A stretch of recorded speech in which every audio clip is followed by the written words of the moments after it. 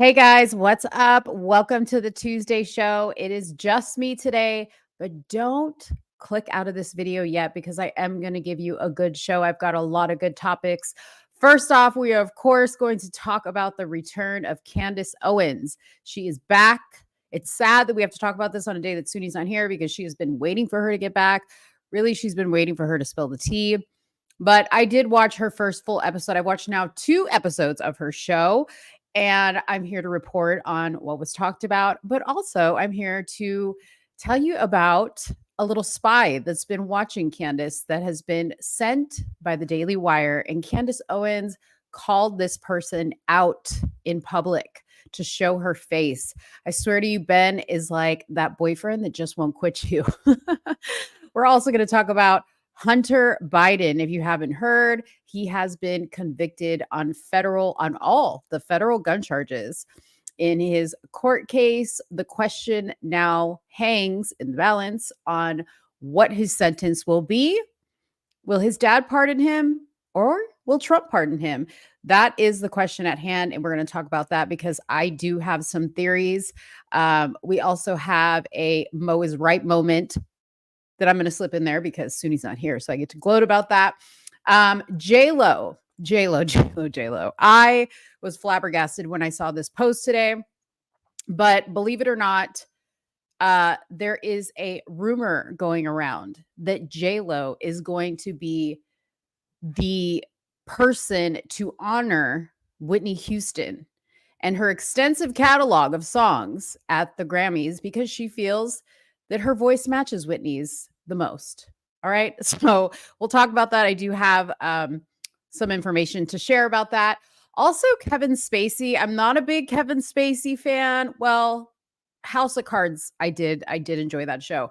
But I saw a clip of him on the Piers Morgan show and he was crying. And we're going to talk about that. I have the clip, I have the information, and we're going to talk about that. Kevin Spacey has been, in the news quite a bit because of some allegations that have been put against him a while back, nevertheless. But he was crying about the effects that those allegations have had over his life. So we're also going to talk about Uvalde, the Uvalde families that were the families of the children that were shot and killed at the Uvalde school in Uvalde, Texas. If I hadn't said Uvalde 100 times, they're suing UPS. They are suing UPS. Okay. And when I saw what they're suing UPS for, I couldn't believe it. But I am going to share that with you guys so that we can talk about it a little bit. I'm going to read an article. We're going to dive into it a little bit deeper so I can really understand what this lawsuit is really about. And we're just going to keep highlighting how corrupt the city of Atlanta is. Okay. Like it just gets worse and worse and worse. I feel like the city of Atlanta, more so the, what's that county that Fannie Willis is part of? I feel like they just need to like burn that place to the ground. Okay. Because it is full of nothing but corruption from the judges to the people to the police. I mean, it is just ridiculous. And I'll tell you the story there because there's a new one. This is not about Fannie Willis. And I was also very excited to see the American College of Pediatricians calling out the medical community over them pushing the trans agenda. Finally, right? Finally. But the question is, why now? Why not a long time ago? How come all of a sudden you have just now realized that this is not good for our children? So we're going to look into that. And I could not believe what I saw. Nikki Haley, she's a demon. She's a demon, and I have the pictures to prove it. I'm going to share them with you, and I'm not even joking. She is a legit demon. And last but not least, we'll do a short little segment on Marjorie Taylor Green, her making some statement that she worships Trump like she worships Jesus. Okay. She is everything that is wrong with the Republican Party.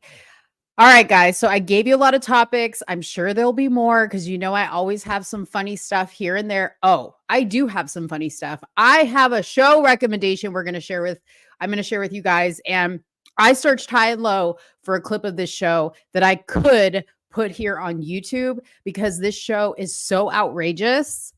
I could not show you a normal clip. So we're going to talk about this. I say it's a recommendation, but I know how you guys on this, you guys, I love you guys, but you guys are a little prudish sometimes. And when I recommend stuff to you, you're just like, oh my God, that's not very Christian of you and blah, blah, blah, whatever. Okay. You got to see this show. It's outrageous. We'll talk about it and then we'll talk about a whole lot more. But please, before we start the show officially, please, please, please hit that like button. Make sure you're subscribed. I know that Suni's not here today, but while the credits are rolling, make sure you tell her happy birthday. Today is Suni Blanks' today's her happy birthday. Today is her birthday. And although she's not here, I want everybody to wish her a very happy birthday. I'm sure she's somewhere in the comments stalking me because just like Ben Shapiro can't quit Candace Owens, Suni Blanks can't quit Mo. All right, guys. So I'm going to roll the credits. You guys drop the comment. Happy birthday, Suni. Let me know where you're watching from. And the show starts now. You are now tuned into Somewhere in the Middle with Suni and Mo. Hey, hey, hey, hey. Hey, hey, hey, hey. Hey, Don on the beat. Hey, I got so many ups. Everywhere I go, I got so many ups. so many ups. I know they plotting against me. I know it's hate, they wanna kill me, but please don't tempt me, cause I got so many glocks. Hey, ain't none of them empty. Jesus said they would hate me too. That's how I know it's envy. I got so many ups. All right, we are back. Well, I am back. Solo. I'm back solo. I will be posting the link if anybody wants to join me, but I want to try to get through some of these topics and then I'll bring you guys in for commentary a little bit later on in the show. I see we have Marlandon in here. Hopefully he hasn't left because I know he is a Suni follower more than a Mo follower. I see Leslie. She says hello. I see Konika. Marjorie Taylor Green did not say that. Okay, well, we'll see. We'll see. I'm here to fact check myself as well. So if I'm wrong, I will definitely admit to it. I see Carly in here. Leslie says, what about Bob DeZero? I don't know who Bob DeZero is. I see Yakini in here. Hey, Yakini, what's up? Donald says, happy birthday, Suni Blanks from Indiana. Christine is here. What's up, Christine? Charlie's here. What's up, Charlie? All right, cool. Y'all keep giving Suni a happy birthday. Marjorie Taylor Green's going to be the last thing that I hit tonight because she's the least interesting to look at, in the words of Kourtney Kardashian. And she's just, it's just that. She just says stuff. Honestly, it was not hard to believe that she said something like that. So, whether she said it or not, I still don't like the woman. I can't stand her, actually. All right. Kanika says, happy birthday, Suni. Captain Testosterone.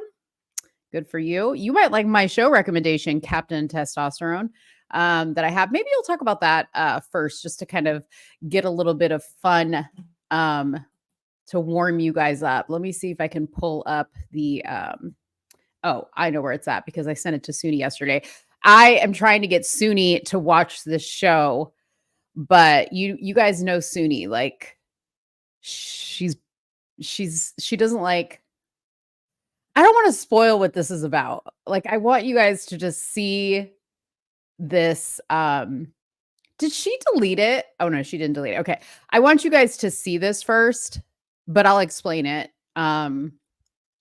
before we get into it. But it's going to be difficult for me to get Suni to watch this show, and you guys are going to know why when you see the and no, it has nothing to do with drag queens, but you're going to know why when you see the preview for it.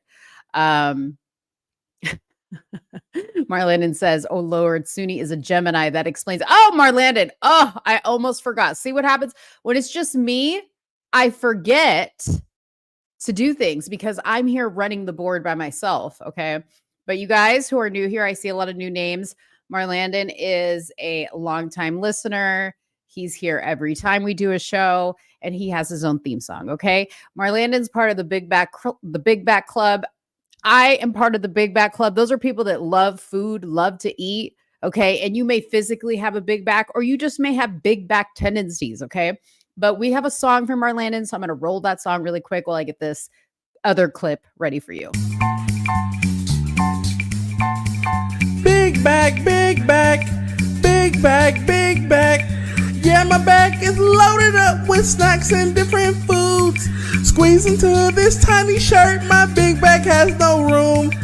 Big bag, big bag, big bag, big bag, big bag, big bag, big bag, big bag, big bag. All right, got that out of the way. Welcome to all the big bags in the building. All righty. Okay, so the show that I want to recommend to you guys, if you have actually, you don't need to have HBO Max, but that's what it's on. You can actually find this on YouTube, okay? So if you dare, and after the show, go onto YouTube and search the name of the show up, which I will give you in just a second, okay? You need to watch it. You need to watch it, okay? Number one, for the shock of it all. I understand that when I tell you what this is about, when I show you what this is about, you're going to be like, oh, hell no, because that's what I said, okay? But give it a chance, because if you're into social type experiments, and understanding the way men think, the way women think, the way the whole attraction thing goes, this show can actually be pretty interesting. And they actually do like kind of sprinkle in some like scientific facts in the whole process of the show.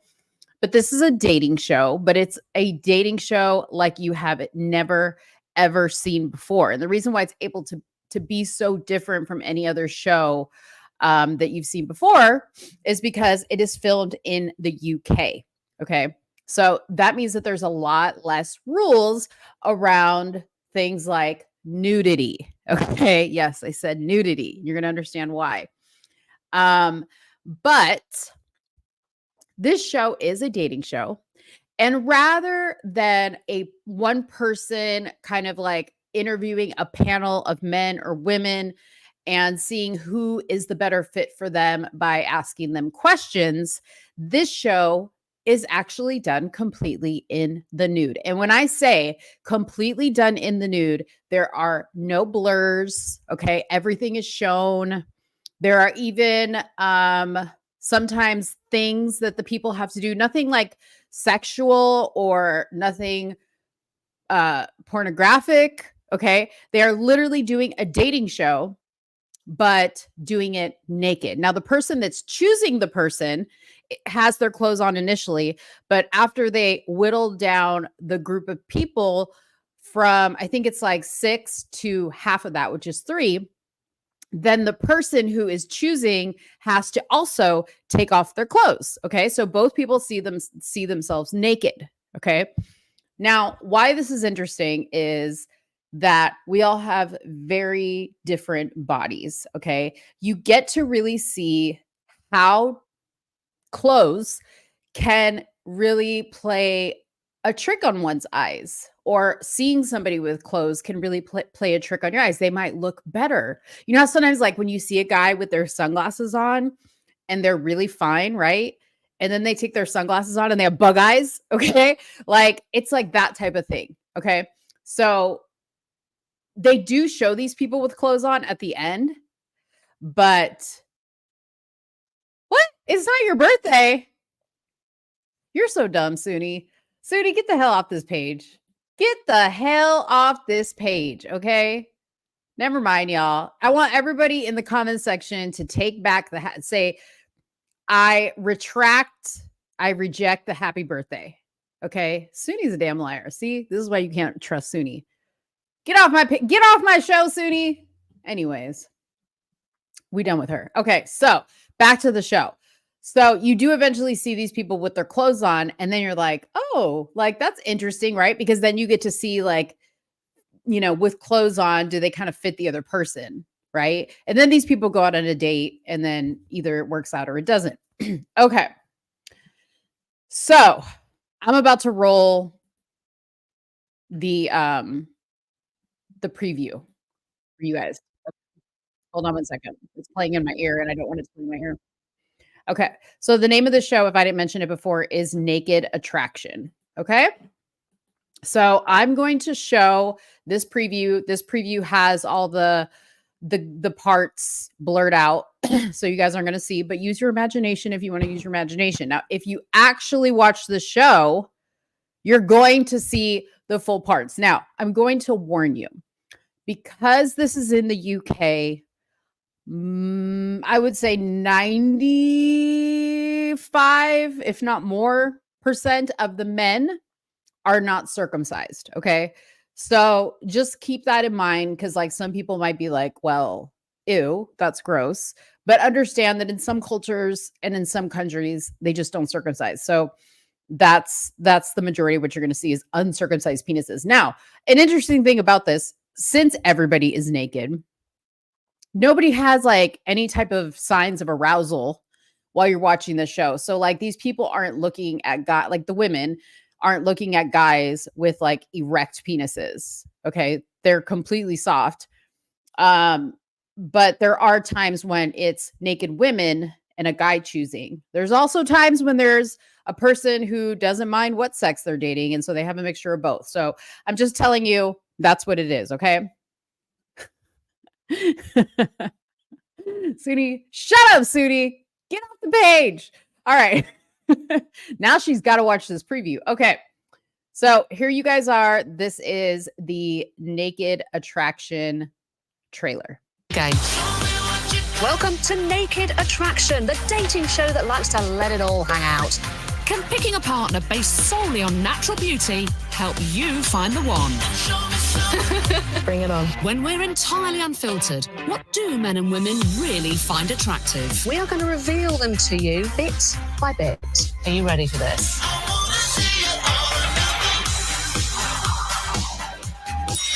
I'm ready now for Mr. Right.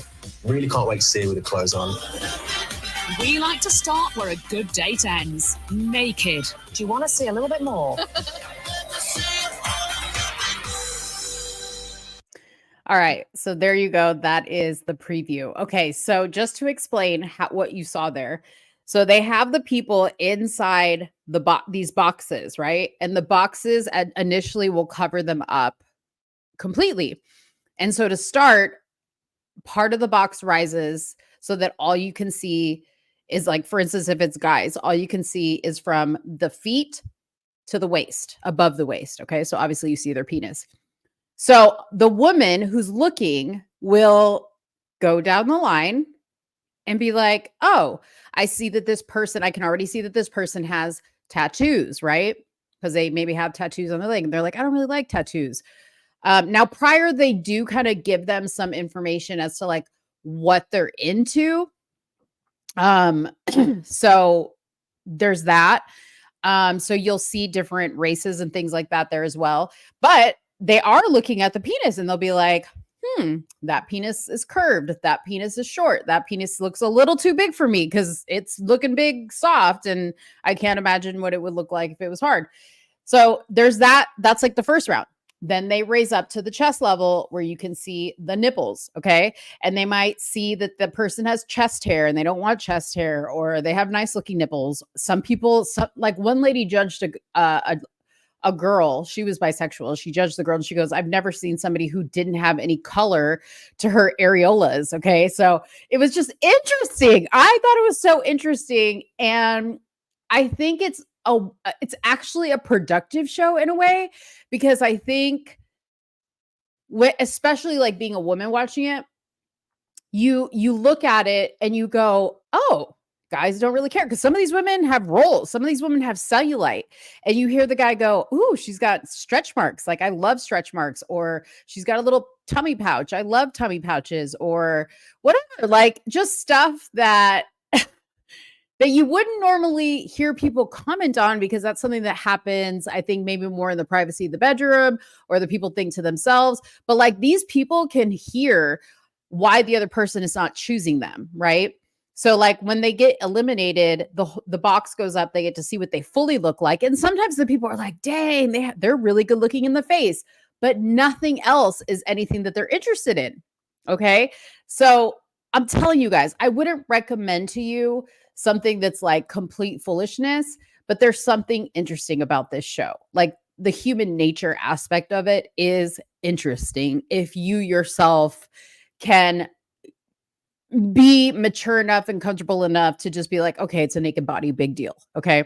It's not like they're like, oh, like we want you to grind up against this person, or we want you to like, you know, I don't know, imitate some type of sexual act. They're not doing that type of stuff.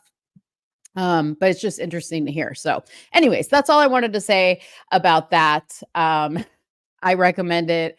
I thought it was interesting and fun. So again, if you want to watch it, it's on HBO Max. If you have it, I think there's like 6 seasons. And if you don't have it, you could watch it on YouTube. Okay. Alrighty, guys. So let's see. Let me catch up with the comments here. Yes, we all found out Suni's birthday is not today. She lied on her application. How very Hunter Biden of you. Suni blinks. Suni's facial expressions is needed right now because what the hell? This would be Suni's facial expression while I played the video. All right.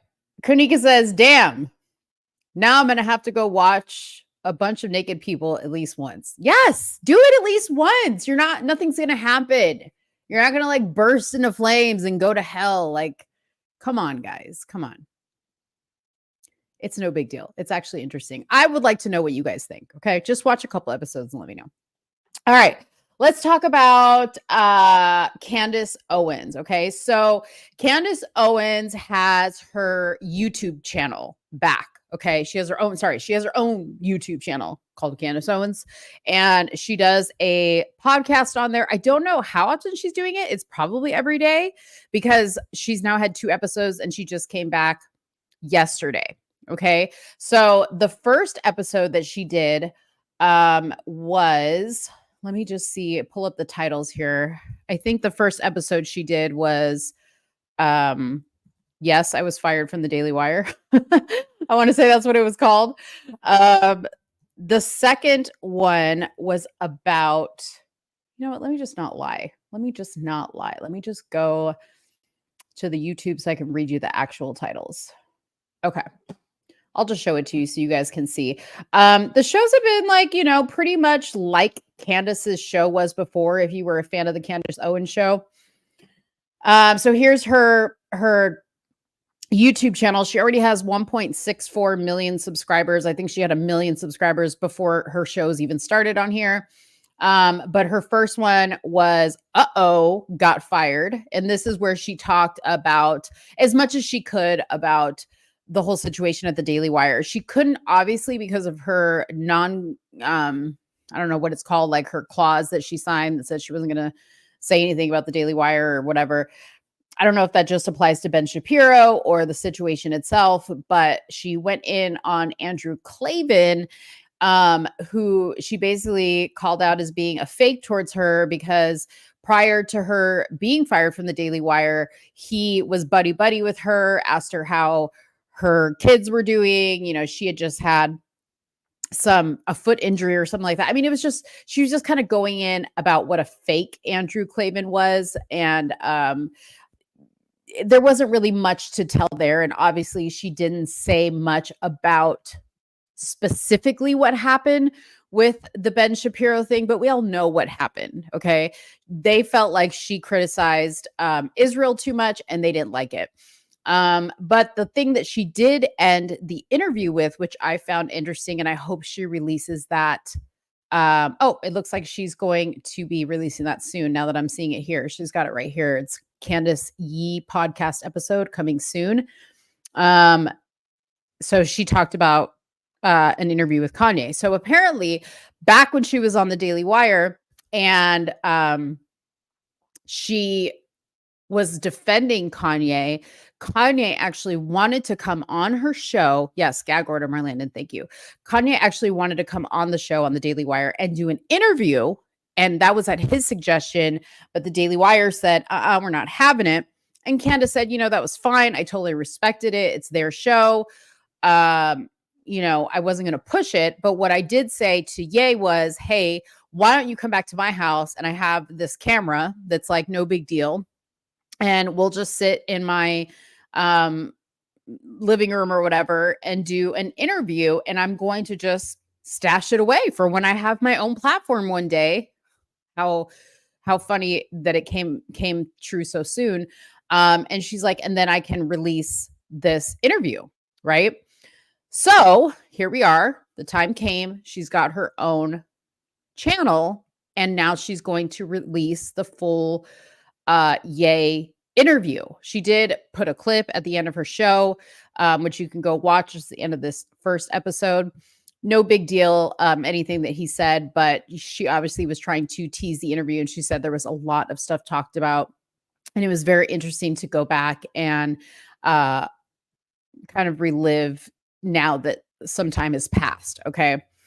But interestingly enough, while she was actually, let me just go through. So today she did another one, and she talked about the reasons why my show was canceled. Okay. Alluding to what she was talking about with Diddy and Britney Spears and Ye. So basically, she was kind of doubling down on what Ye said, that if you talk about the wrong people, meaning the Jays, if they don't like what you're saying, will get canceled. If you get too close to the truth, you will get canceled. So that's what the second episode was about. So this will be the third one. Okay. Is the interview with Ye. So I don't know if that's going to be coming tomorrow or what. Okay. But I will keep you guys posted. Now, what was very interesting is there were two things. Okay. So Ian Carroll tweeted or posted on X a post that read the following: breaking. The Daily Wire is offering fired employees $3,000 to sign gag orders so they won't expose Daily Wire lies about at real Candace Owens. But anonymous sources told me they've lost 25 people lately who are going to places like Tucker Carlson, the PBD podcast, and Dave Ramsey. All this while last night at a Turning Point event, Candace exposed how Daily Wire sent an intern to pose as a student to try to get compromising material about her. Honestly, is anyone else starting to wonder if Ben Shapiro is connected to Mossad? These are the tactics of intelligence agencies, not news agencies. And the agenda is clear: Israel first, Christianity be damned, America be damned. That's what Ian tweeted. Okay. Now I want to show you a clip from that Turning Point event where Candace called out the intern. So here you go. Last thing that I am going to say, strangely, this is such a crazy story, but as I was headed in here, I got a frantic call from somebody. They did. They called me and they said, Candace, something very weird is happening. The Daily Wire has sent somebody secretly to record you, an intern, a PR intern, to secretly record you, to catch you in a bad moment, in a bad light. And I think that intern's name, no, to be fair, it is never the fault of a person when their employer is sending them to do something that isn't good. But I would really love it if Ariana stood up. Yeah. Okay, maybe that's a little too intimidating for you too, but apparently she got an email at 10 p.m., hopped on a plane, is pretending to be a student. And so I do just want to say to Ben Shapiro,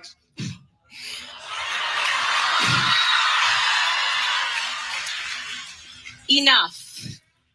Come out into the lights. Really, come on. Let's do this debate. Stop sending interns to do your dirty work.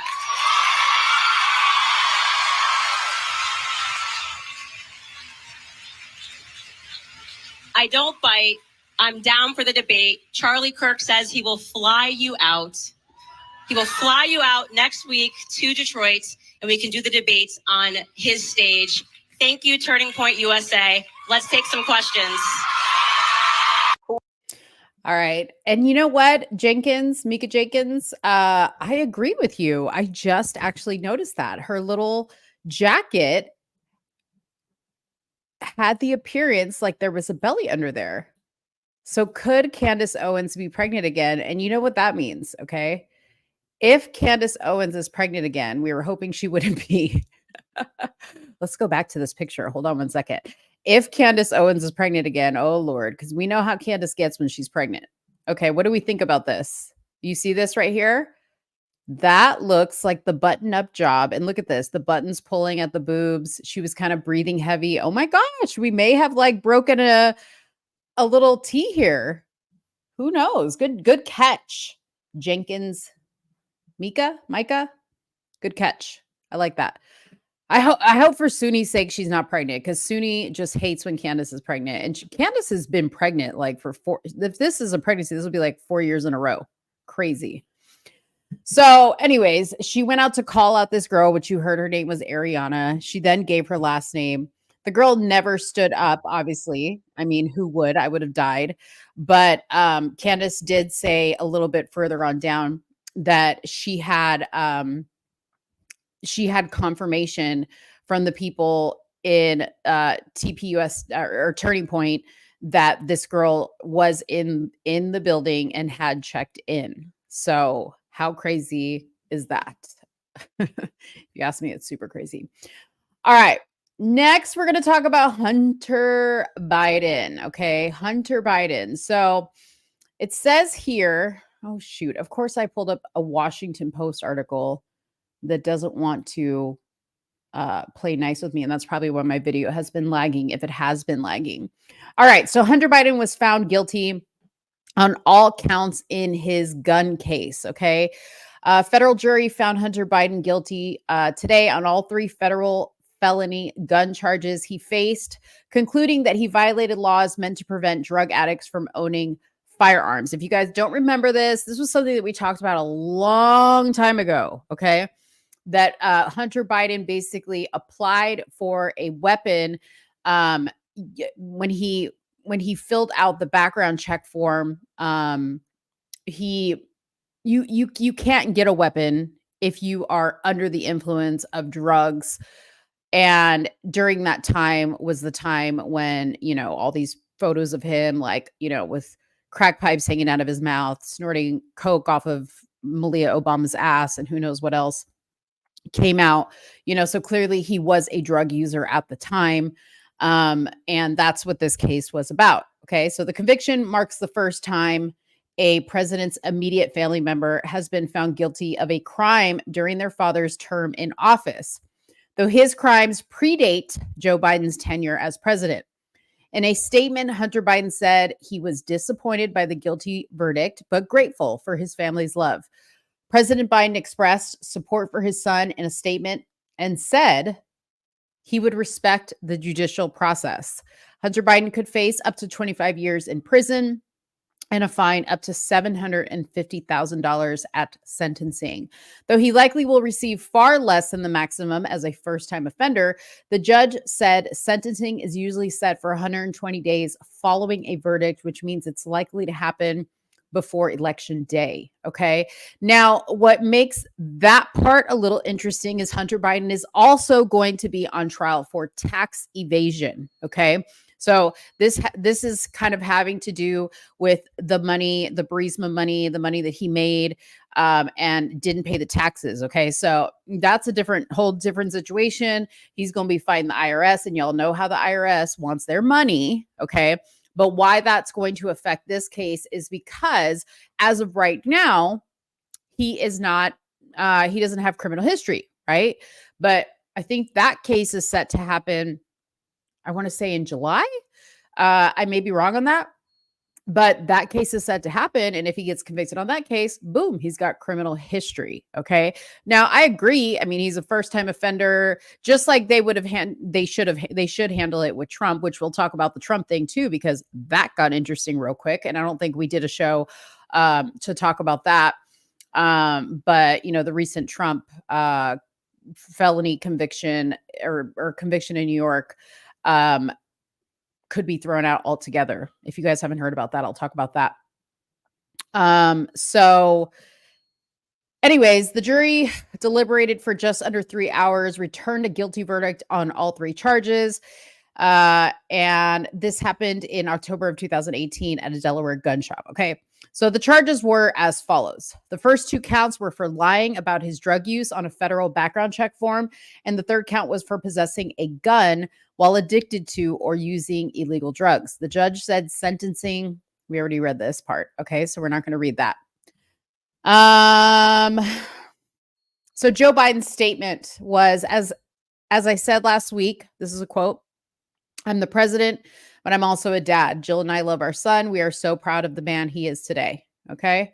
David Weiss, the special counsel, said the case was not just about addiction, but about the illegal choices Hunter Biden made while he was using drugs. He reiterated that no one is above the law, even the president's son. Weiss thanked the jury, prosecutors, and U.S. Attorney General. Inside the deliberation room, when deliberations first began Monday afternoon, the jury was split. According to one juror who spoke to CNN, after discussing the elements of each crime, they were ready to return in a unanimous verdict Tuesday, the juror said. 3 jurors who spoke to CNN said they believed they had no choice but to find him guilty. But one said it seemed like a waste of taxpayer dollars. One juror told CNN, I really don't think Hunter Biden belongs in jail. The juror said they were mainly focused on evidence, not Hunter Biden's lifestyle, adding that politics did not come up, which they shouldn't come up. The man said the jurors felt bad that Naomi Biden, Hunter's daughter, was called to testify. He said in his opinion, it was a mistake to put her on the stand. Okay. So, here's my thing. Okay. I know people are like, yeah, we got him. You know how it is. You know how it is, conservatives, like they want to just celebrate every little stupid thing. While this is not stupid, I don't really think in the big scheme of things, it really matters, this conviction. And I only say that because just like the Trump stuff, I think it's all for show. I think they want to prove that the judicial system is fair and works the way that it should work. But we're not talking about the average person here. Same thing like in the Donald Trump case, it's not the average person, so I don't think this is a way to convince the people. A lot of people are like, well, this is a distraction, like that's what people like to say. This is a distraction from things to come. Honestly, I have a few interesting theories and I posted this. Okay. And then I have a Mo is right moment. Okay. Just so you guys know, I have a Mo is right moment for you guys. This was a statement from Joe Biden. Okay. I did read part of it, but here's the full thing. It says here,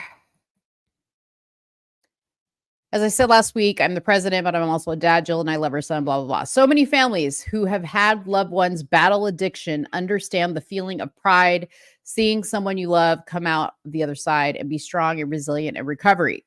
As I also said last week, I will accept the outcome of this case and will continue to respect the judicial process as Hunter continues to appeal. So he's going to appeal this.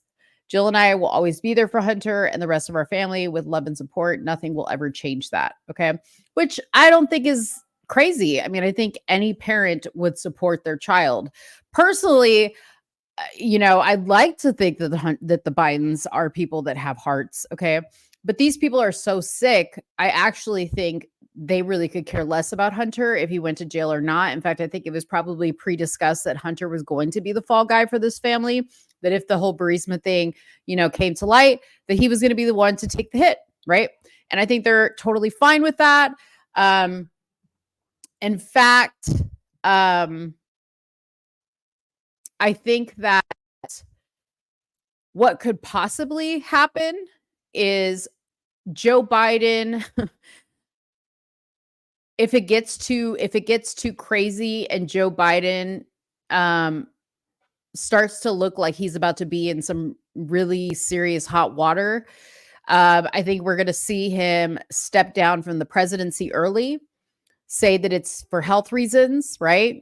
Meanwhile, a trial happens. He's maybe declared clinically, insane. Maybe he gets out of it, maybe he doesn't. But then Kamisha, aka Kamala, steps in as president and pardons everybody. Okay. Because I said to you guys last time that a president can pardon on a federal level himself, but he cannot pardon a state crime. Or is it backwards? I don't think he can pardon himself on a state conviction. He can pardon himself on a federal conviction. So that could be a possibility. Okay. Joe Biden's campaign also wrote in a statement, this trial has been nothing more than a distraction from the real crimes of, Trump's campaign, not Biden's campaign.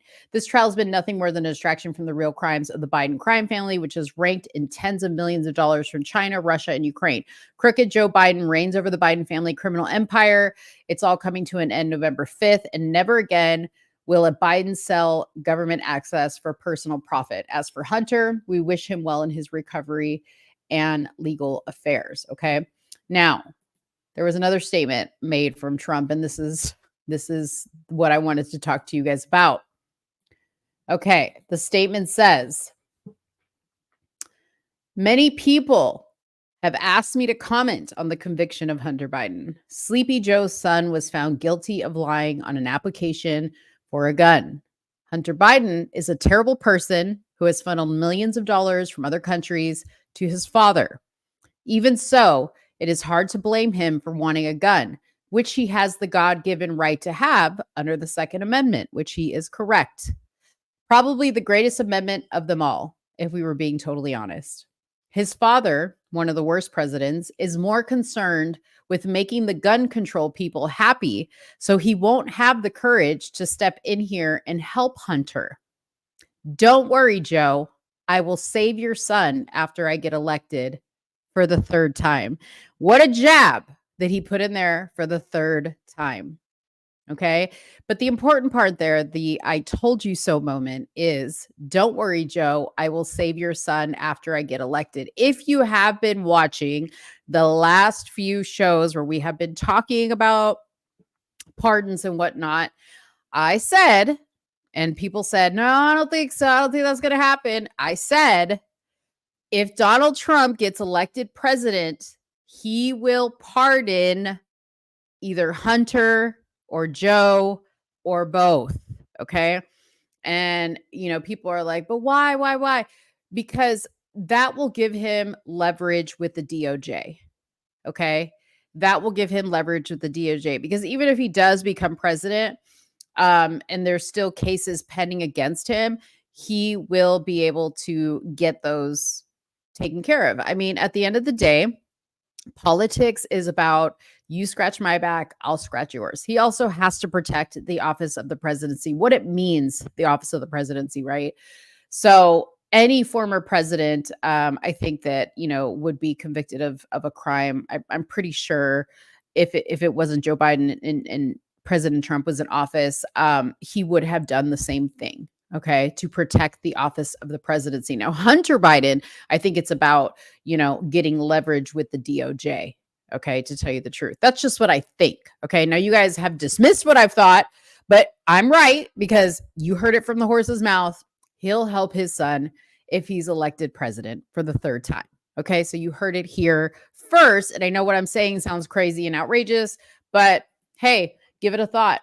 Give it a thought, because it's looking like that anyways, but it doesn't surprise me. Okay. So yeah, what we have to look forward to next is the Hunter Biden tax evasion case, which is coming up, I think in July, either July or September. Okay. I can't remember because, I got other things in my mind. Okay. So let's talk about something crazy. Let's talk about something a little bit crazy. Okay. So there was a post that I saw that claimed J-Lo was announced Whitney Houston's as the Whitney Houston Grammy tribute. Okay. Now I have looked everywhere, high and low, to get more information on this, because when I first saw this, I was like, there is no way. There is not a single note, okay, that Whitney Houston can hit that J-Lo could even like dream or think of hitting. Okay. Number one.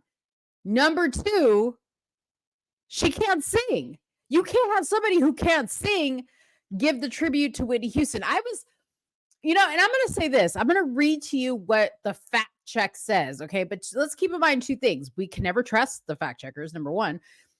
Number two, J-Lo did do the Grammy tribute to Motown, which was like, what? You couldn't find anybody else to do a tribute to Motown? You had to pick J-Lo? I don't know, y'all. Like, J-Lo has got to be wrapped up in the Illuminati because something ain't right. Something is not right. And I don't know how this rumor started, but the fact checkers say this. Okay. So here's the claim. The claim is that Jennifer Lopez told Time magazine she will perform a Whitney Houston tribute at the 2023 Grammy Awards.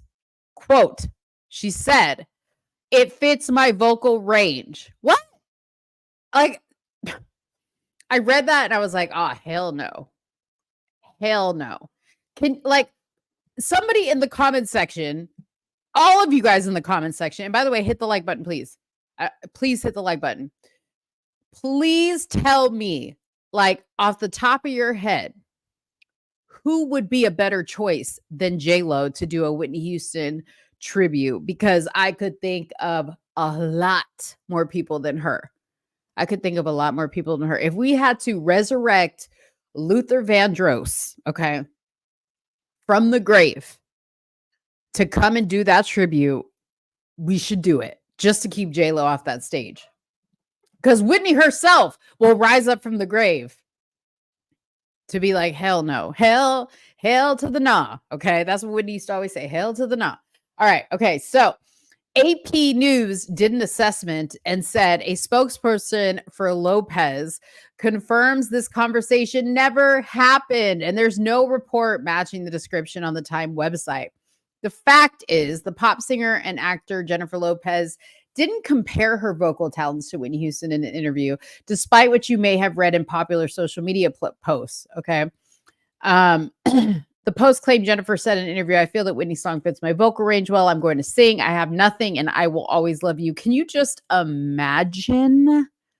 In J-Lo's voice, the songs "I Have Nothing" and "I Will Always Love You"? No. By Captain Testosterone. Thank you so much. Can you just imagine? That's crazy. Anyways, adding to internet speculation that claims were true was a clip published on Twitter that purported to feature raw audio of Lopez rehearsing for the Grammy performance. The clip amassed more than 14,000 shares on Twitter. However, Lauren Schwartz, a rep for Lopez, confirmed that the quote attributed to Lopez was fake and she had not announced any such tribute. There is no truth to this rumor, she says, and the interview did not happen. We're looking into the audio clip, but either way, it is not related to any Grammy performance. An internet search revealed the clip had circulated online or has been circulating online since 2010. Claiming to show Jennifer Lopez attempting to sing a Barbra I like how they said attempting to sing a Barbra Streisand song. Okay, so you guys, let's just keep an eye on this. Okay, we cannot let this happen. We cannot. I know that this says that this is fake. Okay, but we cannot let this happen. We need to fight for Whitney. Okay, Fantasia, Boys to Men. Not Boys to Men. What's her name? Mariah Carey. Mariah Carey could do a Whitney tribute. Easy. J-Lo? No. Jennifer Hudson. She could do a Whitney tribute. What's her name? What's the other one that sings? Is it India Ari? I forget. Anyways, anybody, please, if this is true, please don't let it happen. Let's not let it happen. All right. Okay. Let's talk about Kevin Spacey. And I'm going to play a clip from the Piers Morgan show that shows Kevin Spacey just breaking down into tears over talking about where his life is now. Okay. So let me just pull this up.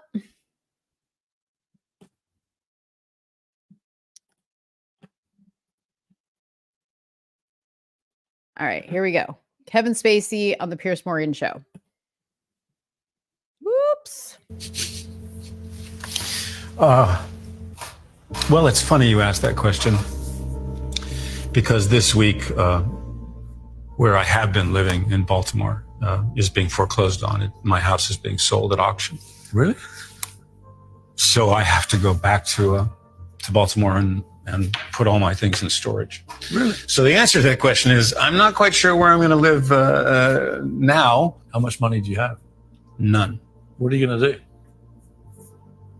Get back on the horse. What'd you? So sad. So sad, actually. The guy, I think, did some shitty things, but it's always sad to see somebody like at the end of their rope like that. So this is also what he said. I have nothing to hide and I want to live a more open life than the one that I did, said Kevin Spacey in his first lengthy interview. I'm going to watch this interview because it's interesting to me, since winning most of the sexual misconduct suits against him over the past several years. So it looks like he has won some of the suits over him. But obviously that probably drained him of everything he had.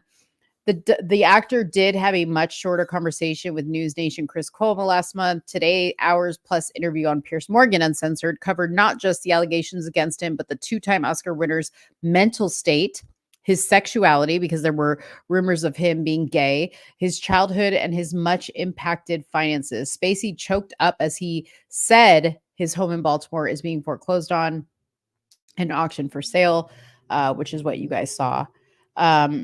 He said, I've spent so many years wanting to talk about myself and avoiding questions about my personal life and my sexuality, said Spacey, who identifies as gay. Oh my God, I did not know that. I did not know he identified as gay. He also said his mother failed to defend him from his neo-Nazi father. What? Okay, now I have to watch this interview. Now I got to watch it. After allegations made by actor Anthony Rapp in 2017, Spacey said he was in a very dark place. Rapp stated in a 2017 BuzzFeed article and on the witness stand that in 1986, when he was 14, a 26-year-old Kevin Spacey physically picked him up like a groom picks up a bride, placed him on a bed, and then climbed on top of him in an attempt to initiate sex. Spacey again today denied the charges, saying that Rapp and a friend had only come to his home to meet the House of Cards star's dog. A jury found him not liable in 2022 in a 2022 sexual misconduct lawsuit. Asked to explain why Rapp may have said what he said, Spacey talked of forgiving and offered, quote, I hope that someday Anthony may accept that he had a faulty memory. Huh, that's interesting. Rapp's sexual misconduct allegations are among several that made Spacey an early focus of the hashtag #MeToo movement in 2017. Between 2001 and 2013, he also had allegations of sexual misconduct between 4 men. He will face a civil trial in the UK next year after being sued by a man who alleged the actor sexually assaulted him. The man, who has been granted anonymity by the court, claims he suffered psychiatric damages and other financial loss as a result of the alleged sexual assault. Also, he is on the hook for $31 million awarded to House of Cards producer Media Rights Capital because the claims hastened the end of the show and were deemed a breach of his acting and producing agreements. The 2-part documentary Spacey Unmasked aired last month in the UK and is now streaming on Max. Oh, I gotta watch it. So yeah, that's interesting. I didn't know he was gay, and I don't know if like all of this is a result of him hiding the fact that he's gay, because it seems like they're mentally messed up if they hide that they're gay and they try to kind of just not share it with the world, but then they can't be themselves. And then they do like a Caitlyn Jenner and chop off their dick and add some tits. And then, they're still messed up. Nothing fixes it, So I don't know what to say.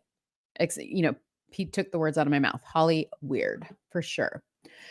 All right, let's talk about Uvalde. Okay, this was an interesting article that I saw. I think Right Wing Angel actually posted about it, which is what brought my attention to it. But it says Uvalde shooting survivor families sue UPS FedEx for shipping weapons used by the gunman in the school massacre. I don't understand this one. So we're gonna read this article together and see what this is all about.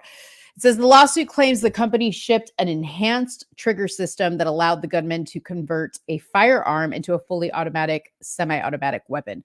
Oh, before I keep going, I'm going to if anybody wants to join, I'll pin the join link in here if you guys want to join. Let me just star it so it doesn't go away. Okay. The article goes on to say families of survivors of the Robb Elementary School shooting are suing the package shipping companies UPS and FedEx for allegedly violating state and federal law and their own corporate safety standards. The lawsuit was filed on the 2-year mark of the shooting, which saw a gunman enter the school and murder 19 children and 2 teachers. By the way, I keep forgetting to mention to you guys, you have to, if you have the time, because it's 100 and something pages, but it's very interesting if you were interested in this Uvalde thing. But the final report that was conducted by external investigators came out on the Uvalde. If you're interested in it and you want me to send it to you, send me a message on Instagram or to letstalkdarling@gmail.com. So I have your email because I have to email it to you. I can't send you a link. But if you want to read it, it is extremely interesting. And if you had a very, firm opinion on it one way or another, I really highly suggest you read this. I haven't finished it yet, but it is, it completely changed my outlook on it. Let's just say that. The lawsuit was filed on the 2-year mark of the shooting, which saw a gunman enter the school and killed 19 kids. The family said the shipping companies bear responsibility for the trauma and distress caused to the survivors of the massacre. On the day of the shooting, the gunman was armed with a weapon ordered online and shipped to Oasis Farms in Uvalde, where it was then picked up by the shooter. The lawsuit claims the companies then shipped an enhanced trigger system to the gunman's house. This allowed the gunman to convert it into a fully automatic or semi-automatic weapon. The lawsuit cited UPS conditions of carriage as proof of violation. The UPS conditions state shipments must not contain goods which might endanger human or animal life or any means of transportation. The families also said that, wait, what? So, okay, this is my question though. So, how is it that you can ship something via UPS, and if it's boxed up, how does UPS know what's in there? I'm confused. Shipments must not contain goods which might endanger human or animal life.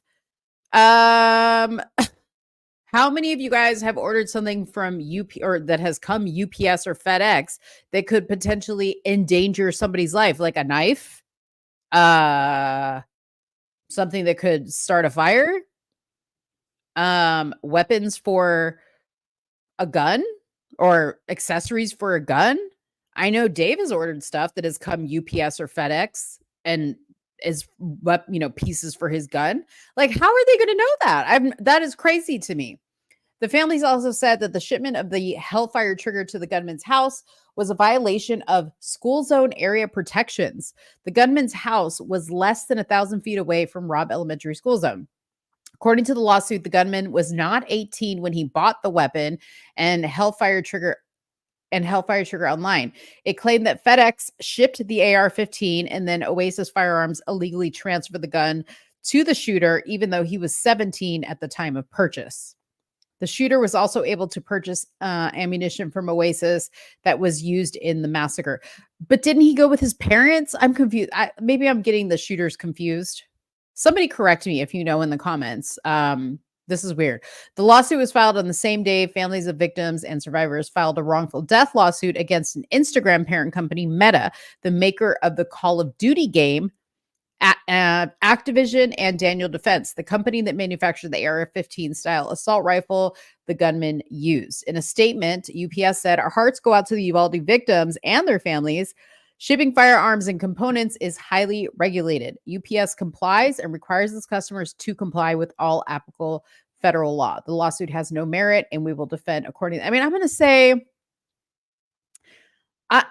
without fully researching the law here, I'm going to say I don't think they have merit, because I'm really confused. I'm really, really confused on how this can even be a legit lawsuit. And my next question would be, and let me just say that my heart goes out to these family members because they lost their children in the shooting, and it's a terrible, terrible thing. I'm not discounting that. But if I were to really think back on who I, as an outsider looking in, would sue, it would be the people that ignored the maintenance requests for the doors that didn't properly lock, right? Which is how the gunman got in. So, I mean, there very well could be a lawsuit against the city for that, but I would hope there is, okay? Because this just sounds crazy. This just sounds like they're just trying to sue everybody and their mother, and they really need to go towards after the city more than anything, because there were a lot of balls dropped there, okay?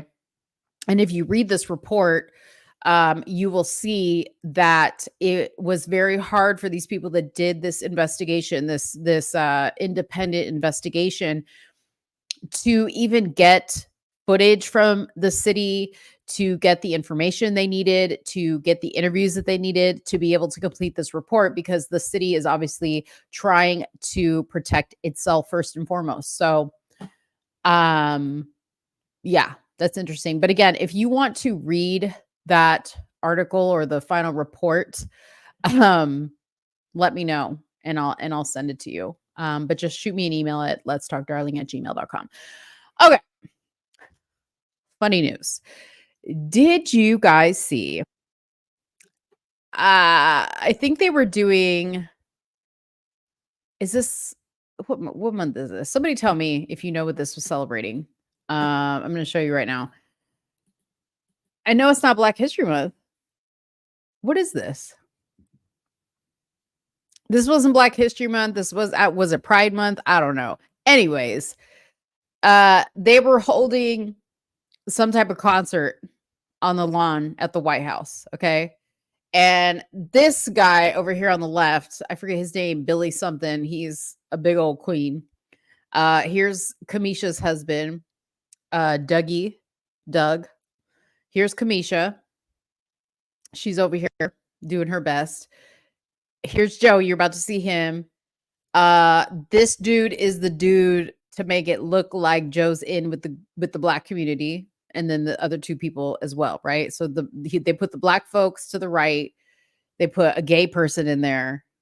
They put Kamisha in there, which I don't know what she's supposed to represent. Maybe, I don't know. I don't know what she's supposed to represent. And Doug represents completely lost. Okay. He just looks like he's just a sore thumb. Okay. But anyways, I found this video very, very sad because Joey looks lost. He looks lost. Okay. And I'm going to show you, you're going to see Kamala.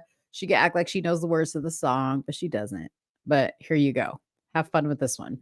Love nobody but you. I don't wanna love nobody but you. I don't wanna love nobody but you. I don't wanna love nobody but you. Look at Joe. Love nobody but you. They wanted to come. He saved the day. He must come through. He won't let us not put superhero. I will never find no greater love. It's not money. For the rest of my life. All I want to do is make you proud of me. He is everything. Poor Joe.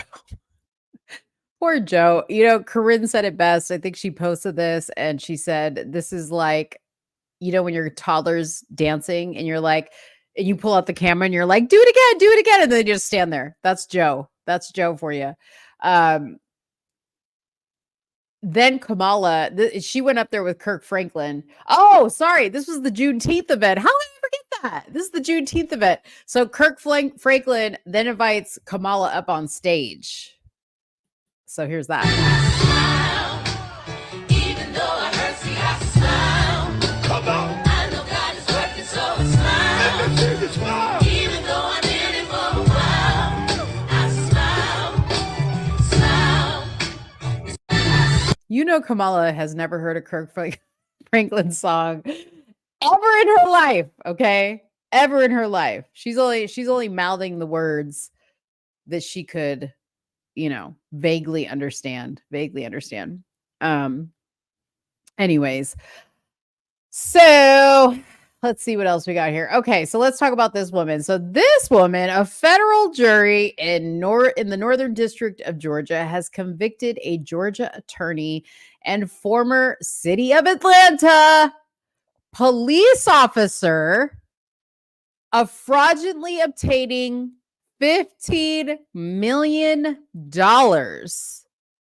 PPP loans. Yes, you heard correctly. In PPP loans, people. Okay. Can you believe, like, Fannie Willis is one of them.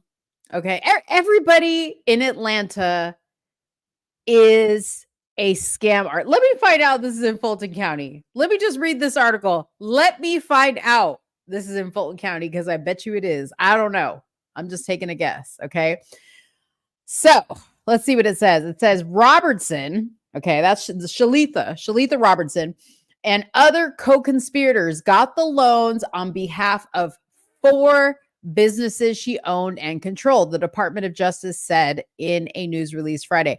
The fact that they have our President Trump, the fact that they are holding a court case where they are trying to hold President Trump at fault for claiming that there was election fraud in Georgia, and they're saying no, it wasn't, is ridiculous. Okay, because if we don't know by now, it is corrupt over there. There is no doubt in my mind there was election fraud in Georgia.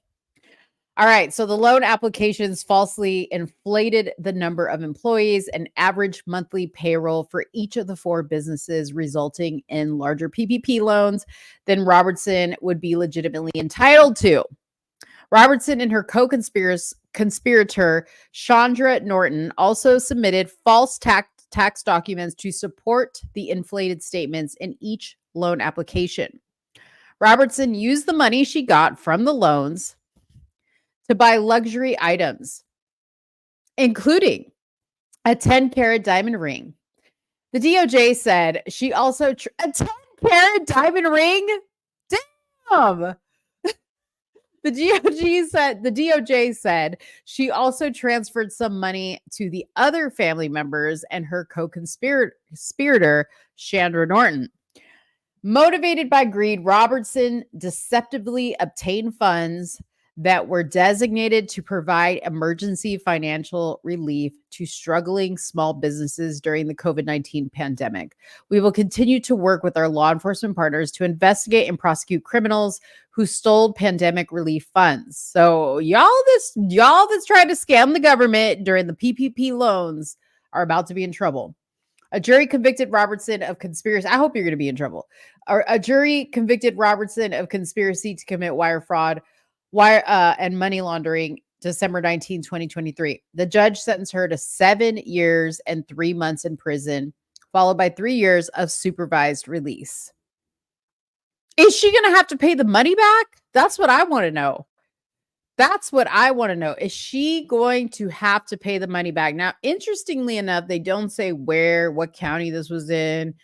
But I'm going to keep searching because I want to know. Let me find out that this was in Fulton County.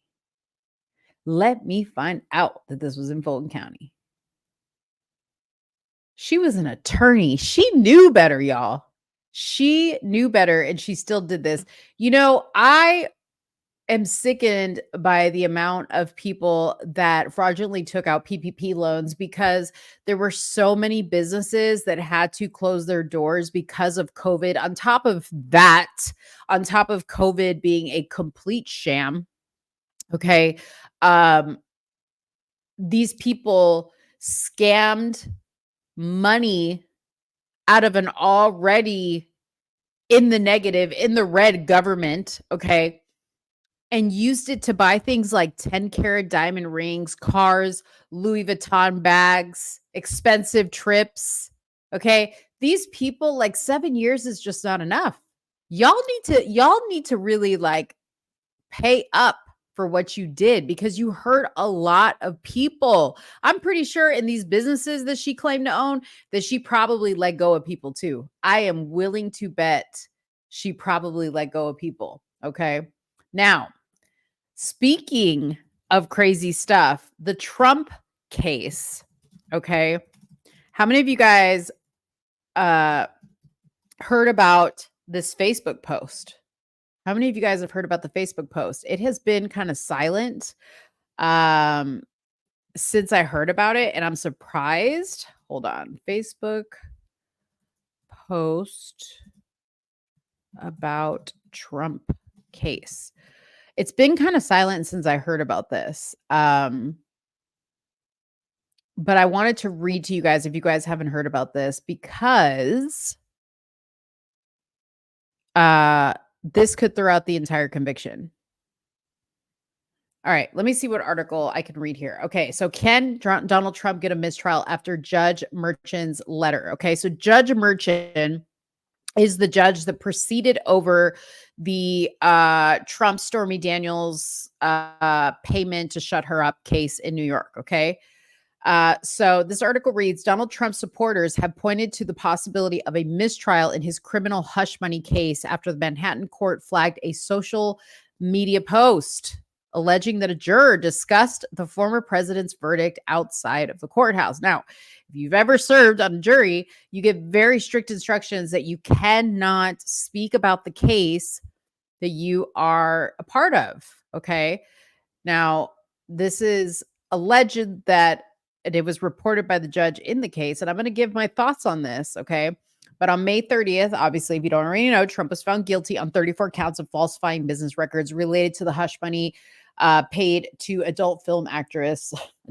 she's a porn actress, Stormy Daniels. In a letter Friday, that was last Friday, Judge Juan Merchan, who oversaw Trump's trial, informed the prosecution and the defense that a comment was left on the New York State Unified Courts System's Facebook page, by a user claiming to be a juror's cousin. The comment said that their relative, quote, says Trump is getting convicted, adding, quote, thank you, folks, for all your hard work, end quote. The comment made by the user under the name Michael Anderson, which, by the way, Michael Anderson is probably the most generic common name you could think of. And I'm going to tell you why I'm pointing that out. It was left under a Facebook post made by the court on May 29th. That was before the verdict was read. Merchan did not specify which day the comment was made, but said in his letter that it was labeled as 1 week old. Conservative activist Laura Loomer said on X Friday that the Facebook comment means Trump could now be entitled to a mistrial because the jury pool was tainted and compromised, adding, this is further evidence that President Trump did not receive a fair trial. We already know he didn't receive a fair trial. Charlie Kirk, founder of the conservative group Turning Point, noted on X, nothing has been proven yet, but if this is true, and a juror was revealing to others that they planned to convict during deliberations, that is jury misconduct and grounds for a mistrial. Fascinating turn of events. Trump himself also posted on social media, mistrial. Okay. Now, this is what I think. I think that Judge Merchan was probably pressured to handle this case the way he handled it. Similar to the judge with Fannie Willis in Fulton County, Georgia. Okay. That judge, like if you watched the any of the proceedings around that one, that judge was running so much interference for Fannie Willis, it wasn't even funny. Okay.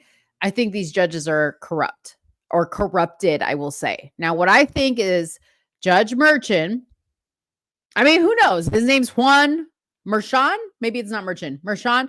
Juan. Okay. Maybe he was promised a couple of his family members could come over, you know, free, get your citizenship if you rule. I don't know. Alleged. Okay. This is just my mind and how it works.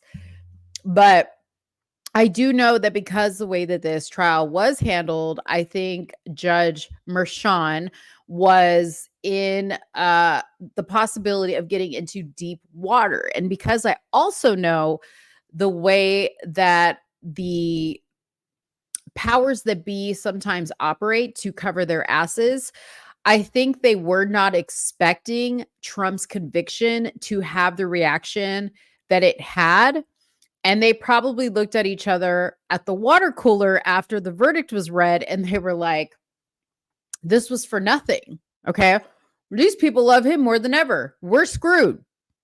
And the judge, who was getting, you know, some snacks out of the drawer, said, yeah, and y'all made me proceed over this thing, and I ain't going down. What are we going to do? Okay. Because nobody can identify this Michael Anderson character or the juror that made the comment to him, I think this was their way out, right? They said, let's make it look like a mistrial, or at least give them the opportunity to declare it a mistrial.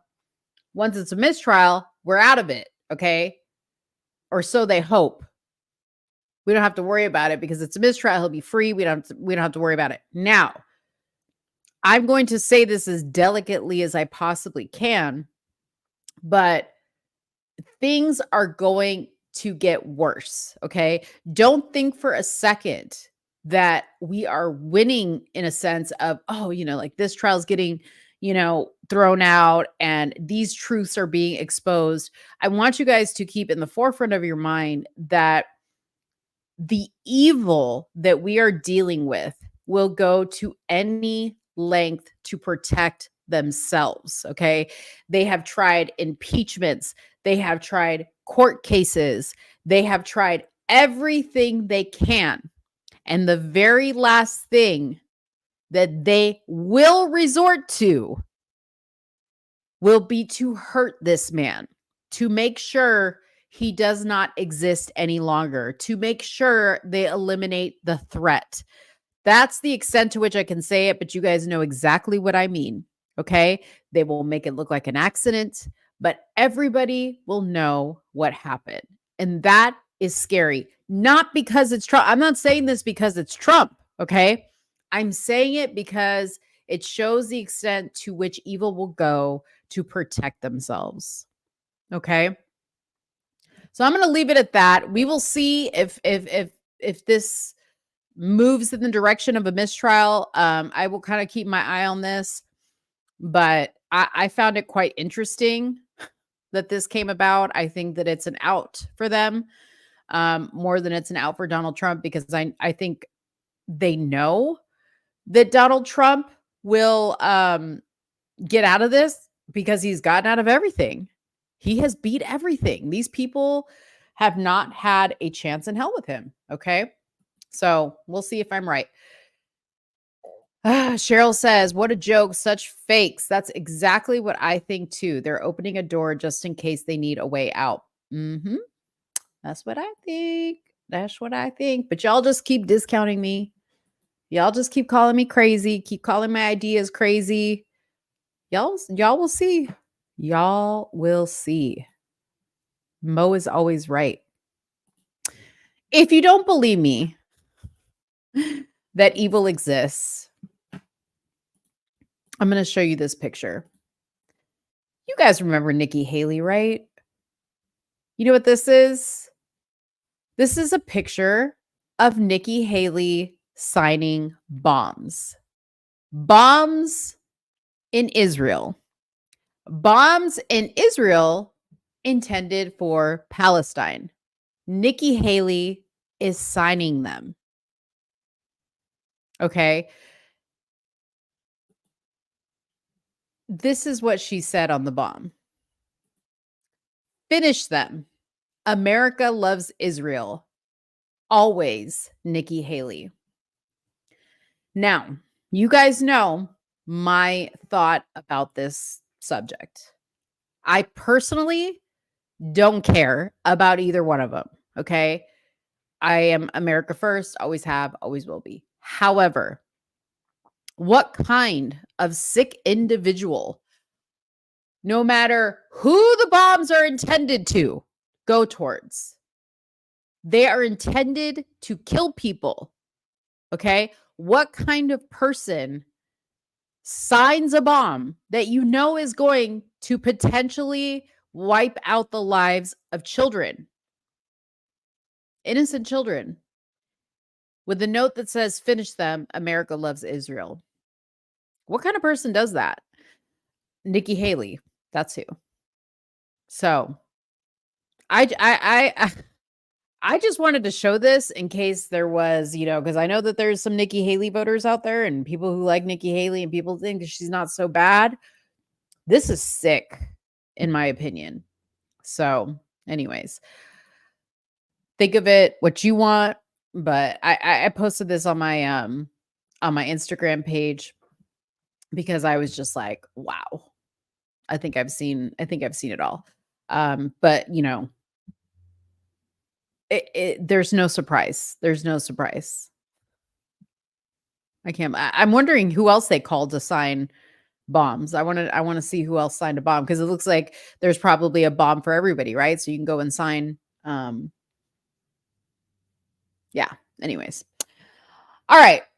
So a major childcare association names and shames top medical organizations for pushing gender transition on kids. Okay. That is the American College of Pediatricians.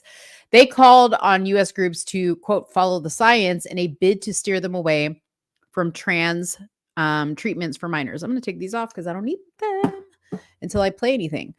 A conservative medical campaign group has slammed a list of U.S. healthcare organizations for pushing the gender transition craze on kids for their alleged promotion of puberty blockers to children. The American College of Pediatricians name-dropped a litany of top medical groups calling on them to, quote, follow the science in a bid to steer them away from the trans treatment for minors.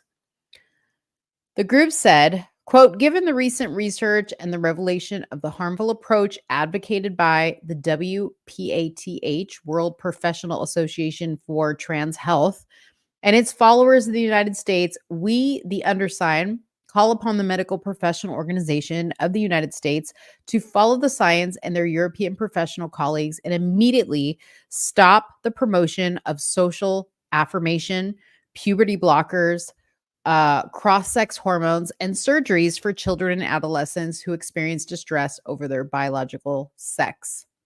Instead, these organizations should recommend comprehensive evaluations and therapies aimed at identifying and addressing underlying psychological comorbidities and neurodiversities that often predispose to and accompany gender dysphoria. We also encourage the physicians who are members of these professional organizations to contact their leadership and urge them to adhere to the evidence-based research now available. The statement comes as part of AC Peds, Doctors Protecting Children, which urges the ethical care of children for gender dysphoria. Now,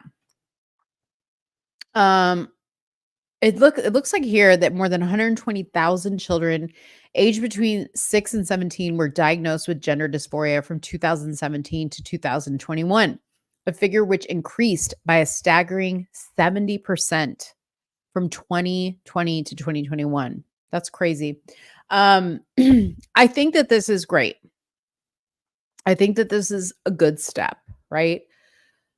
Part of me is wondering why this took so long. Part of me is wondering why this took so long and why are they now just talking about this and just releasing it.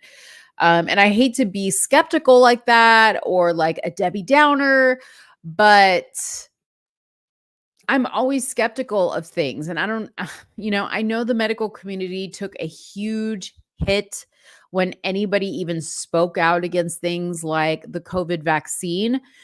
And maybe that could be the reason. But I don't know. Like I can't lie and say that I'm not skeptical about why that this is happening now. You know what I mean? So anyways, Cheryl says it is sick and why it is sick. And why would they want that to be seen by anyone, especially with what's going on at and around the campuses here?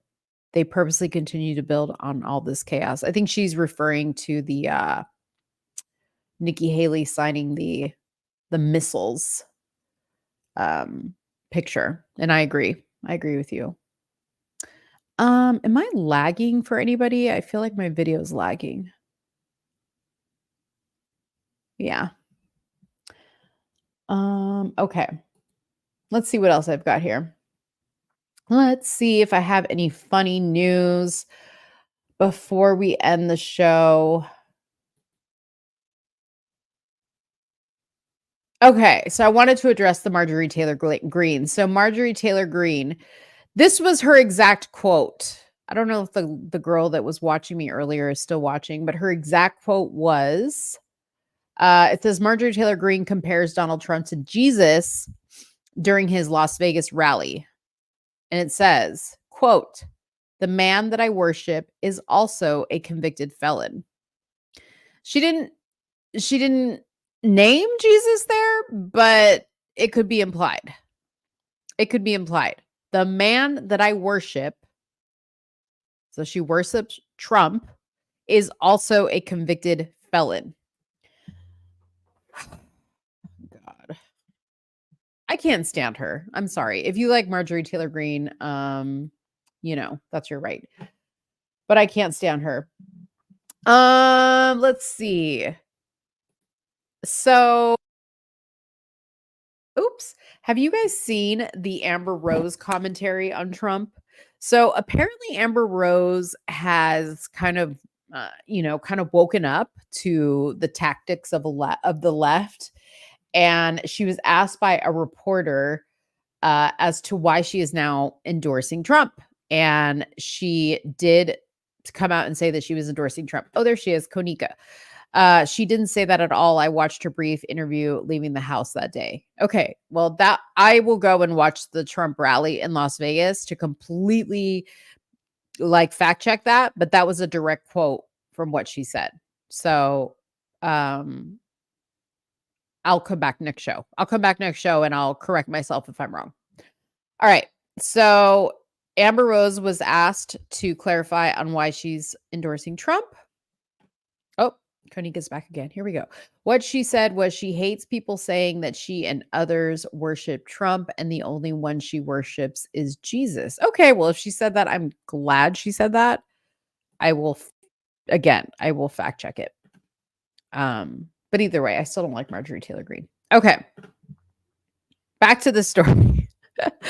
So she was asked why she is endorsing Trump, and here is what she said. Endorsement of Donald Trump. I mean, you're all about women's rights issues. I mean, what was the reason for the big change? Is Donald Trump not for women's rights issues? I mean, I guess a lot of people were asking. He's trying to make America great again. That's for women too, right? That's true. I mean, okay. So there you go. I know. Does him getting convicted change the way you view him? Not at all.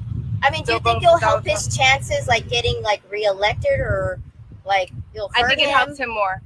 I think it actually more. Yeah, absolutely. I think people see the injustice and what happened, and they want to vote for him more than ever. I know. I wanted to ask you. So it seems like a lot of celebrities are kind of voting for Trump now. I mean, why do you think people are kind of changing their way of I think we just did our research and we're just, we're not brainwashed anymore by the left. I can say that about myself. All these years I've been brainwashed and I'm not anymore. So you think people are getting more educated about it? yeah, absolutely. Okay. I I mean, think so. do you think Donald Trump would approve of the slut walk? That's no longer. I haven't did the slut walk since 2018, so I think that I could do something better for women than a slut walk. Okay. You know, although I was very passionate about the slut walk, I loved it. Donated hundreds of thousands of dollars to helping women get counseling for domestic violence and sexual assault and rape, and I'm still that person. I just don't think I need a slut walk for that. I know. So what are you doing exactly now that you're? I'm doing a whole bunch of things. So stay tuned. A lot of You know what's crazy is when I was watching this, she's like, the reporter, she's like, so what do you think Donald Trump would think about the slut walk? It was almost like she was trying to like demean her.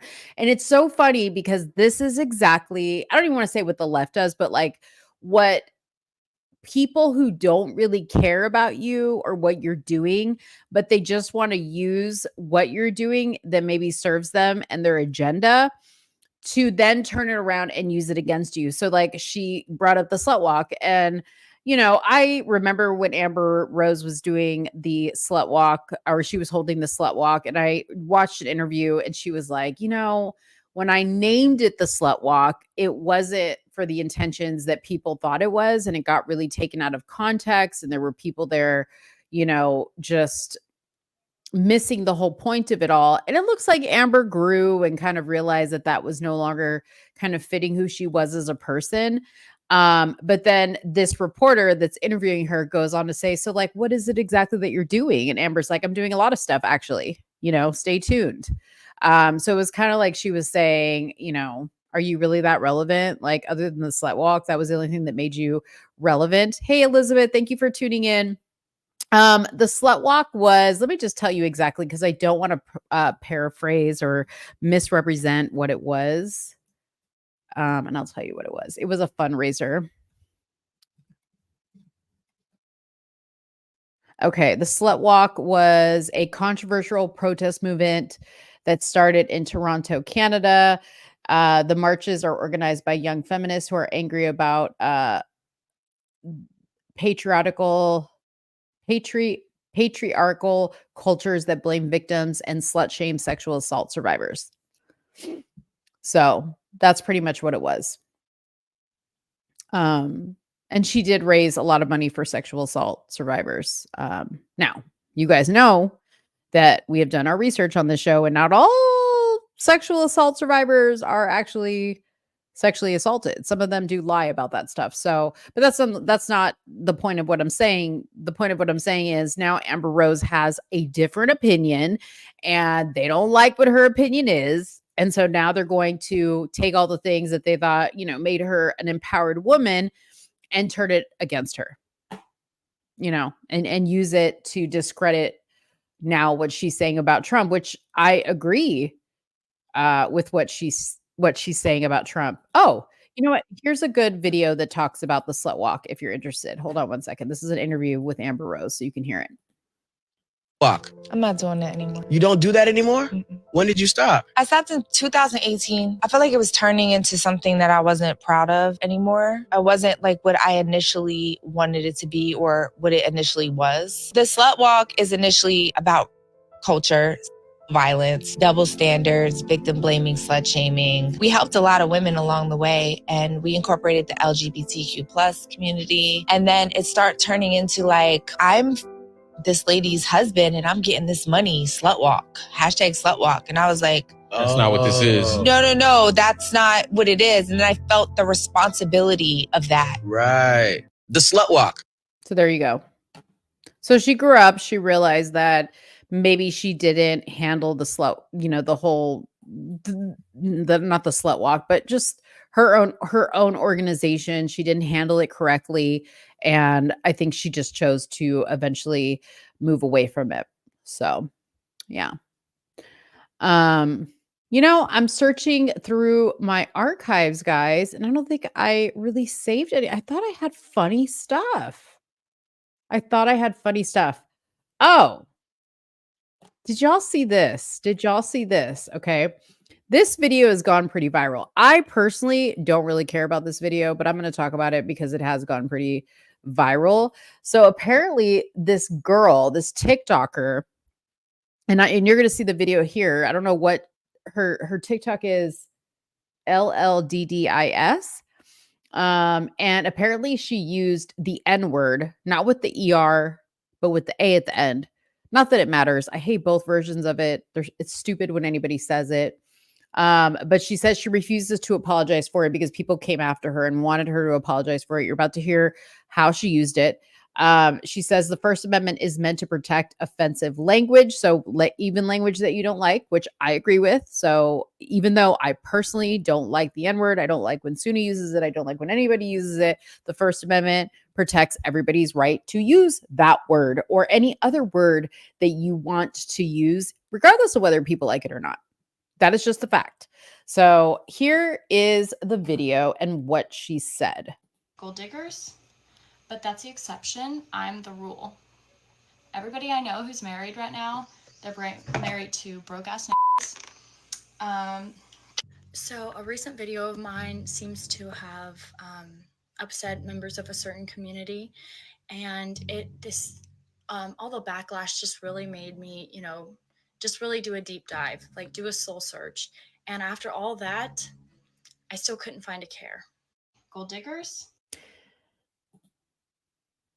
So she went on to say the First Amendment is intended to protect anything. It is intended to protect offensive speech. If you're not going to offend anyone, you don't need protection. Larry Flint. That was a quote by Larry Flint, and she reposted it. So I don't know what you guys think about this, but I know that a lot of people are hot about this. It's, this is my only thought about it. And I've said this so many times, is this is what our society has come to. We make videos like this to go viral.